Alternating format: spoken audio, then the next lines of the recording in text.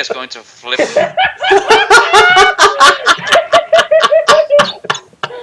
Oh my fucking skull! That helmet is so stupid! Check out his man boobs!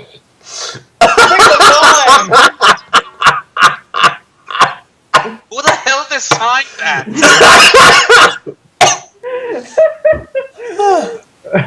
I For think fuck's sake, his man boobs are bigger than mine! Oh, now I just want to give him a big hug. No, you can't keep him. I think whoever crafted his helmet was a little too obsessive with dragons. That's Yeah. a helmet? Yep, that's his helmet. I thought that was his face. Nope, that's a helmet he chose to wear. I thought that was the thing on top. That's also the thing on top. Or, well, maybe his mommy made it for him and he was forced to wear it in order not to seem ungrateful or something like that. Yeah, well, let's put him out of his misery. I can't believe that he would actually choose to wear that. No. Anyway, do you have... Not to speak of the jester color. Yeah. In any case, do you wish to use your bow? Do you wish to draw your melee weapon and attack him? Or do you wish to yell at him to not touch with your law stones? No, I would think of some... No, wait. Maybe it's not that. Was he the guy who... We don't know if he was the guy who killed Oda. Maybe. Fuck, let's just fire at him.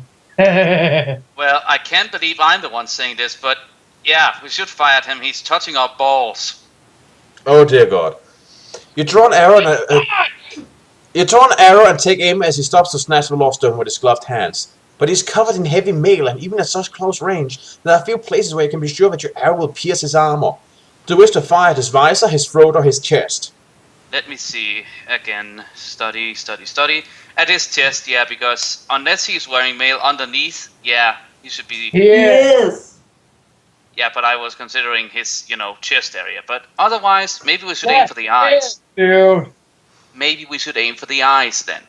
That's a small target. Yeah, you can actually see them underneath. Yeah, it's a small target, but both his throat and his chest is covered. I cannot really see any other options here. So, go for the eyes? Yeah. You take aim at his right eye and release your shaft, but his reaction are lightning fast. He ducks and tries to deflect your arrow on the reinforced crown of his helmet. So yeah, roll the die and add 2 because you're... No wait, what was it? I remember you had a big bonus to archery at this point. What was it? Huh? Let me see, bonus to archery. Oops, sorry. Well, But fine. Ron is in charge of all the junk we're carrying around, so Yeah, Ron we will take have- our junk. Yeah, in this case, weapon mastery, that includes spear, dagger, blah blah blah blah blah blah, and bow, specialization in bow weapons, blah blah blah. Improved skill in bonus to range weaponry increased by 2. Yes, but what is the total?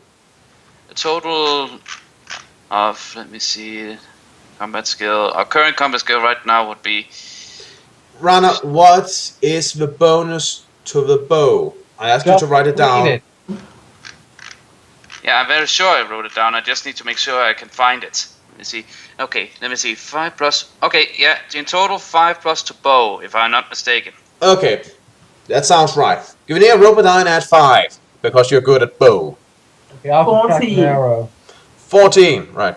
In spite of his attempt to deflect your arrow, it penetrates the cheek plate less than an inch below his eye. He bellows an agonized cry and wrenches the shaft from his face. Such fortitude is impressive, but you can tell that he has suffered a serious wound. Feverishly, he scoops the law stones into a small velvet sack tied to his sword belt.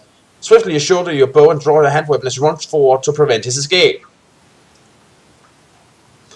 Cursing wildly, he unsheathes a curvy-bladed sword and raises it to parry your first attack. You sense that he is a formidable warfighter, but his wound has left him greatly weakened. His attacks are slow and erratic, and you are determined to exploit your advantage to fall. You're fighting the Scarlet Warrior. Huh. I sort of like that name. That's a fabulous name, dude. Oh, I was right then. His helmet must be red. What do you know? Which just somehow makes it even more redonkulous. Redonkulous. Yep. In any case, roll the die. Well, 8. 8, okay, and there's no minuses, so you should be a full 33 at this point. Yes. Okay, just want to make sure. And you rolled an 8? Yeah. Alright. You charge in and land a massive blow that opens up his clownish costume and sprays his blood all over the place. Ow. Is that it? I know he has a bad fashion sense, but that just seems like overkill. Breathless and bleeding, the warrior evades your skillful attacks by leaping for the rope ladder and holding fast. From there, he shouts a command and the giant black bird takes to the air, lifting him off the roof. A wave of panic engulfs you. In desperation, you leap up and strike a blow at the velvet sack swinging from his belt. He tries to fend off your attack, but his position is precarious. Your blow strikes home and slitted open the velvet and gashing deep into the back with his gloved hand. He drops his sword and one of the 2 lawstones tumbles from the sack and falls into the graveyard below, coming to rest close to the door of the sepulchre. Yet he managed to save the second lawstone from falling and, with a parting curse, you watch as he is lifted above the trees and carries away into the cold grey sky. He attempts to flee if you lower his health to between 20 and 0. And you did that. Huh. Well, better than him being alive and then just getting both of them. Yep. Peering over the parapet, you try to locate the lawstone, but it is impossible to see through the eerie blue carpet of grave mist. You're about to leave the roof when you hear a thrumming noise, like the sound of wild and discordant drumming. You peer in the direction of the noise and see a line of hulking shapes shambling towards the gap in the perimeter wall. Instantly you recognize them. They are Acta, the hideous creations of the Chaos Master. Spurred on by anger and fear, you race through the inner sanctum of the sepulchre and skid to a halt outside its great door. There, remember, sepulchre. Sepulchre, sorry. A skid to a halt outside its great door. There, shrouded in mist, you discover the body of your guide, his chest torn open and blackened by a bolt of power that claimed his life. You kneel to close his sightless eyes and immediately sense that the lawstone is close at hand. Guided by instinct, you race towards the lawstone, but as you are running past the entrance to a crypt, you are set upon by a pair of snarling chaos creatures. You are in combat with 2 Acta scouts who are determined to fight you to the death. Well, that's more than the boss. Yeah. I guess. So, you are now... and they're immune to Mind Blast, so that's 31 combat skill for you. Fortunately, you have Hunt Mastery, so you don't lose 3 combat skill points due to surprise. Good on you for being awesome. Alright, so give me a roll a die. 10. Right, 10. So you react immediately and cleave 1 and 2 and lop the other's arm off in one swing. Yay. The other chaos creature is howling in pain. Give me a roll again. Rolling. 7. It doesn't howl for long as you proceed to lop its head off and then continue your search for the lawstone, as if nothing happened. You leap over the bodies of the dead actor and press on with your search. Ahead you see a glimmer of gold in the pale blue luminescence, and you thrust your hand towards it into the mist. A tingling sensation runs the length of your arm, filling your body with an incredible sense of strength and well-being as you close your hand around the lawstone and hold it up before your eyes. You get full health. Let me see. The golden glow fades as the wisdom contained within the lawstone is infused into your being. Your spirit soars, but you do not allow your euphoria to blind you to the danger that is closing on Tolikos. You turn and run back towards the entrance to the grand sepulchre. Yeah. Intending to seek sanctuary behind its door, but your foot catches on something sharp and sends you sprawling to the ground. Okay.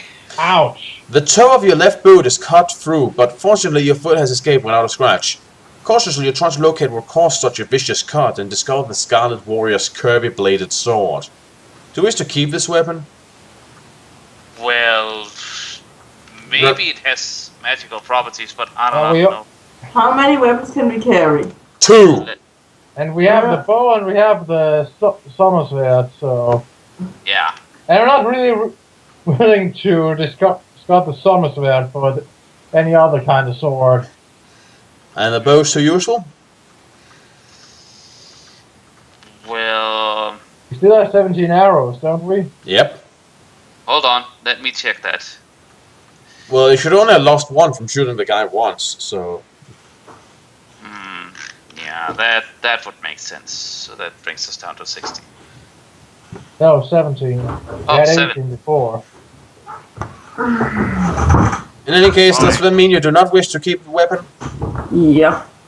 Yep. Yeah, even though it would be a badass trophy. Okay, moving on. You grab the jeweled hilt and are about to hurl it away when you notice that its curved blade is engraved with a spectacular fiery dragon. And once you recognize the design and your hopes of retrieving the last lost stone are suddenly revived. It is identical to the symbol you first saw in the Table of Visions, the mark that emblazoned the stone gates of Hogadar. You focus your cast skills on the blade and they confirm your suspicions. The Scarlet Warrior came from Hogadar, and it is to that distant city that his black-winged mount is now returning with the last lost stone of Nyxator. From the depths of the Nargothr forest crawls a nightmare army of gibbering chaos creatures. They are directed by one sinister being, and all are obedient to his silent command. You run towards the sepulchre with terror in your heart as the writhing shapes pour through the gaps in the perimeter walls in ever-increasing numbers. You await their spears and stones, but as you reach the great door, you are confronted by 3 tentacled horrors wearing heavy armor strapped to their warty hides. Their bloated bodies fill the doorway and prevent you from entering. And there's a picture of them. We just entered a hentai, didn't we? Yep. Yeah. If we did, or if we have, is it not just better to commit suicide? I don't know. Where's the bikini models when you need them? Yeah, well, I'll let you judge. This is how they look. Everybody's ready? Oh! I need the doll! They are adults. Let me have a look at them before I judge. They look funny. They look funny. Give me again. Sorry for the wait. I have a slow as shit computer, but okay. Okay, I'm not about to go down and be killed by a fucking squid man. Right, so do you wish to use Divination, Hunt Mastery, or Pathmanship? Or you can also attack these creatures, or you can try to evade them.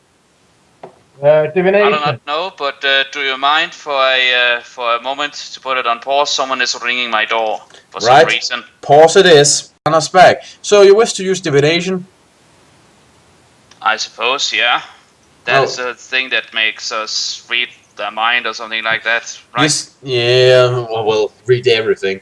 Your senses tell you that Lorcan Ironheart's army is within a league of Tolikos and will be there within the hour. Until then, you must find somewhere safe from the Chaos Horde, or you will be overwhelmed and destroyed by sheer weight of numbers. Quickly you scan the surrounding crypts and note that, with the exception of the Grand Sepulchre and Balan's tomb, they are all in a state of ruin. Do you wish to attack the Chaos creatures that are blocking the entrance to the Grand Sepulchre, or would you rather run to Balan's tomb and attempt to hide there?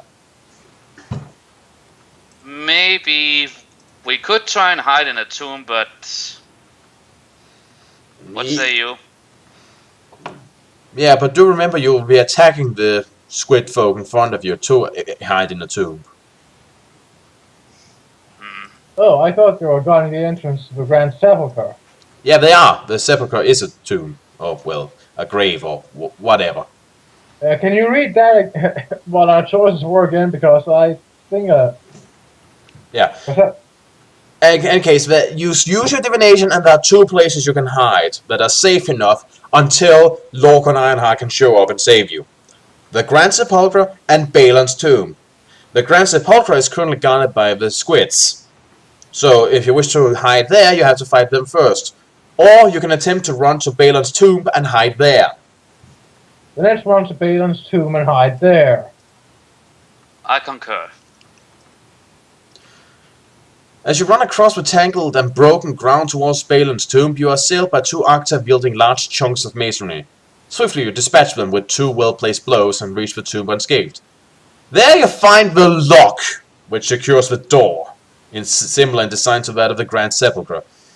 As before, there are 3 groups of symbols and 1 blank square, although the symbols inscribed here are quite different from those that confront you at the Grand Sepulchre. They look like this. And once again, your kind senses warn you that this tomb door is protected by powerful spells. Blah, blah, blah, blah, blah, blah. Here are the possibilities you can open it with. Just a moment.